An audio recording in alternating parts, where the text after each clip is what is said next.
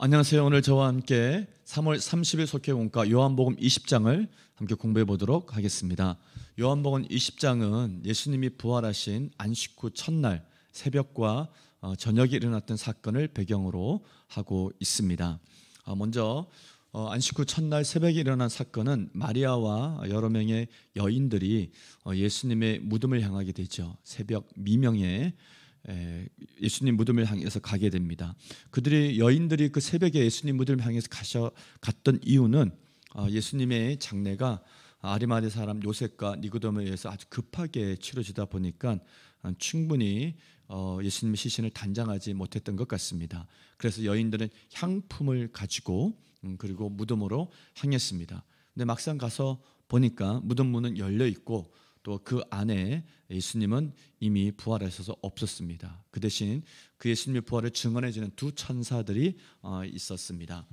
예수님 빈 무덤을 가장 먼저 확인했던 그 첫 번째 주인공은 막달라 마리아인데, 이 막달라 마리아는 원래 7귀신 들렸던 여인인데 예수님께서 그 귀신을 내어 쫓아주셔서 치유해 주셨습니다. 그 이후에 예수님을 따라다니며 예수님의 가장 또 사랑하는 신뢰하는 여제자 중에 한 사람이 되었습니다. 그래서 막달라 마리아는 그렇게 치유받은 이후 예수의 제자가 되었고, 그리고 그 이후에 예수님과 함께 동행하면서 예수님의 십자가 죽음 그 끝까지 지켰던 여인이고, 그리고 부활의 첫 증인이 된 여인이기도 합니다.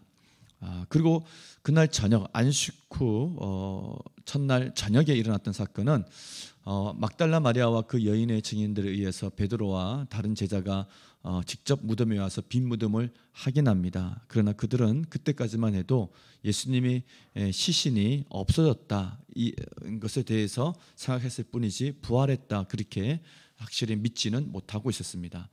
빈 무덤을 확인한 베드로와 제자들은 다시 집으로 돌아갔고, 그들은 두려움에 떨면서 첫날 저녁을 보내고 있었습니다.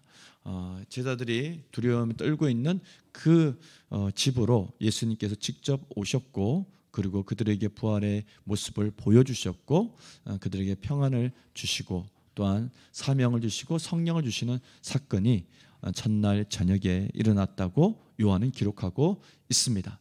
이와 같은 배경을 갖고 오늘 본문의 말씀 함께 보도록 하겠습니다. 말씀 나누기 첫 번째 문제는 마리아가 부활하신 예수님을 랍비오니라고 부르자 예수님은 뭐라고 말씀하셨나요? 랍비라는 말은 유대 사회에서 선생이라는 뜻을 갖고 있습니다. 유대인들에게 랍비는 아주 존경받는 인물이고 많은 과정을 거쳐야지만 랍비가 될 수 있었습니다.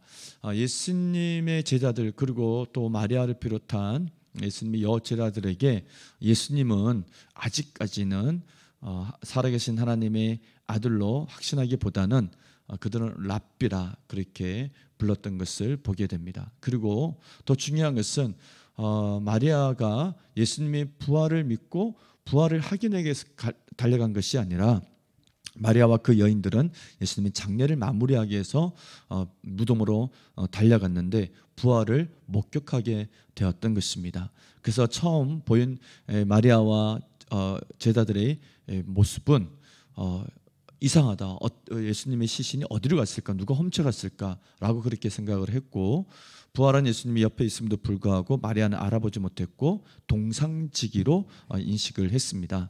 아리마대 사람 요셉의 동산지기, 그가 무덤을 지키는 자로 그렇게 생각을 했던 것입니다. 그만큼 마리아조차도 예수님의 부활을 믿지 못했다. 부활의 사건은 그렇게 믿기 어려운 사건이었다는 것을 기억하게 됩니다. 랍비온이 이렇게 물었을 때 예수님이 마리아에게 하셨던 대답은 첫 번째는 나를 붙들지 말라 그랬습니다. 이전의 몸과 다른 것이죠. 단순히 죽었다 살아난 소생을 한 것이 아니라 부활의 몸이 되었기 때문에 나를 붙들지 말라 그렇게 얘기를 하셨습니다. 그 다음에 하셨던 말씀은 내가 아버지께로 올라간다 그렇게 말씀하셨습니다. 그래서 주목할 것은 이 소식을 내 형제들에게 가서 전하라 그렇게 얘기를 했습니다. 예수님이 하시는 이 말씀을 형제들에게 가서 전하라. 여기서 형제들은 예수님의 친동생들을 얘기하는 것이 아니라 예수님의 제자들을 얘기하는 것입니다. 예수가 죽기 전에 너희는 내 친구라 얘기를 하셨는데 부활한 이후에 내 형제들이라 그렇게 표현하셨습니다.